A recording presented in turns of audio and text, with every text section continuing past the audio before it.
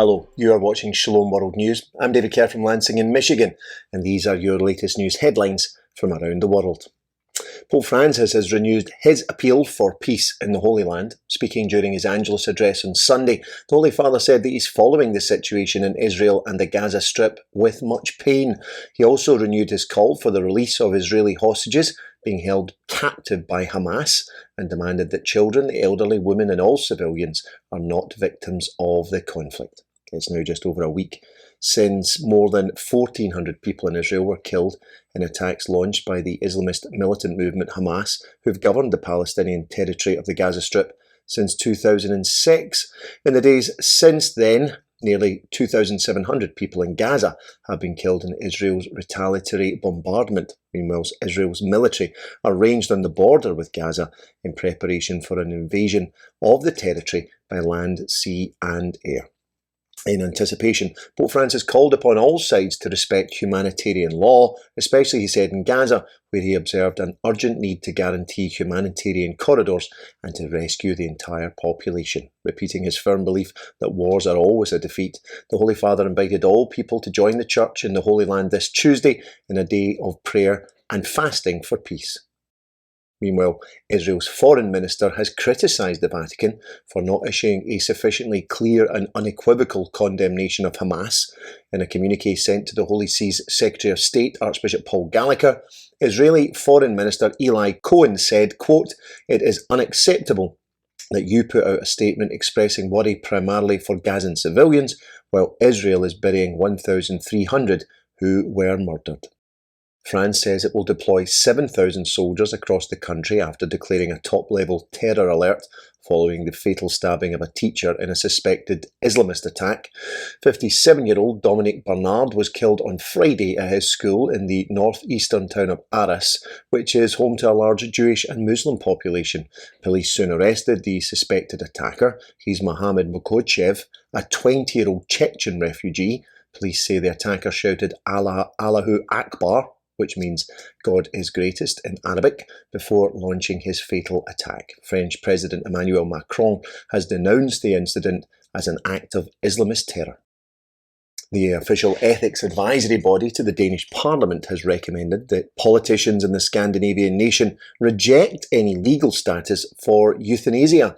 In total, 16 out of the 17 members of the Committee on the Danish Council of Ethics concluded that it was, quote, in principle impossible to establish proper regulation of euthanasia. The recommendation of the committee follows on from comments by the Danish Prime Minister Mette Frederiksen, who said that she might be in favour of legalising euthanasia. The recommendation of the committee is thought to make it unlikely that Denmark will now follow in the footsteps of Switzerland, Belgium, Portugal and Spain in legalising euthanasia.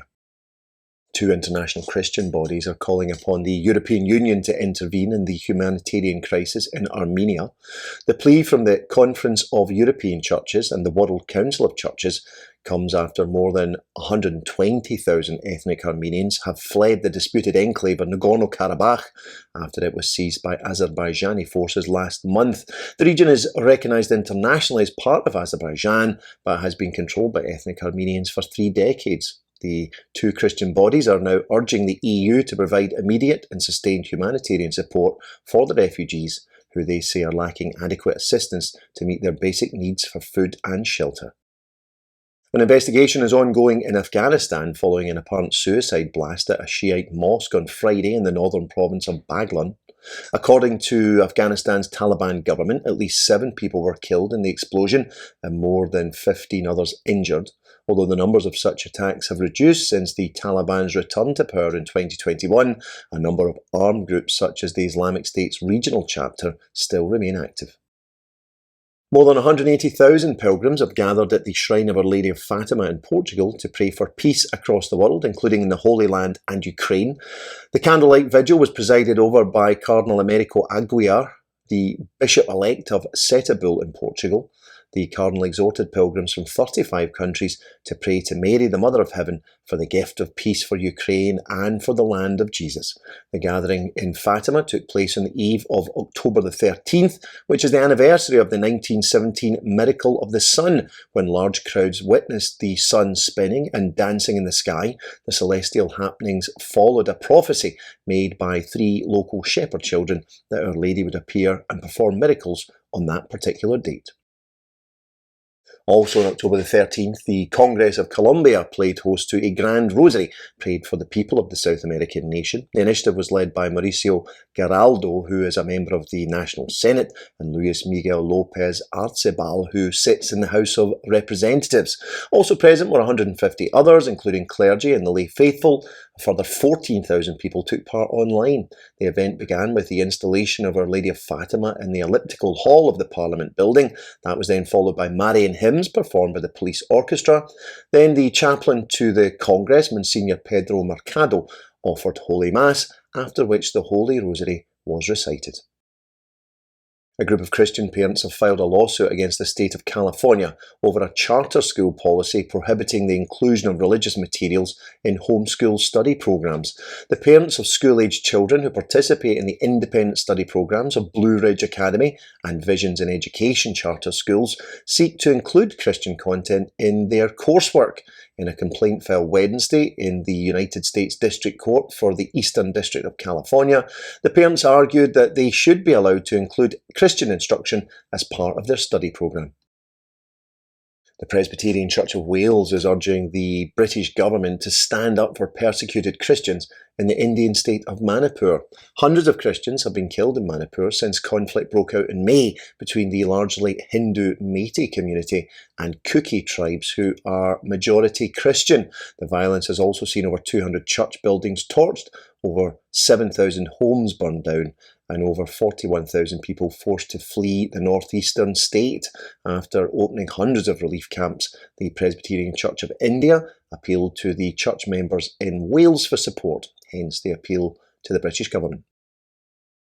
Finally, the 31st Annual International Week of Prayer and Fasting gets underway on October the 20th. The International Week of Prayer and Fasting campaign is a grassroots movement that gathers Catholics and other Christians from around the world to participate in a global network of prayer and fasting. The theme of this year's week is Miracles of the Eucharist.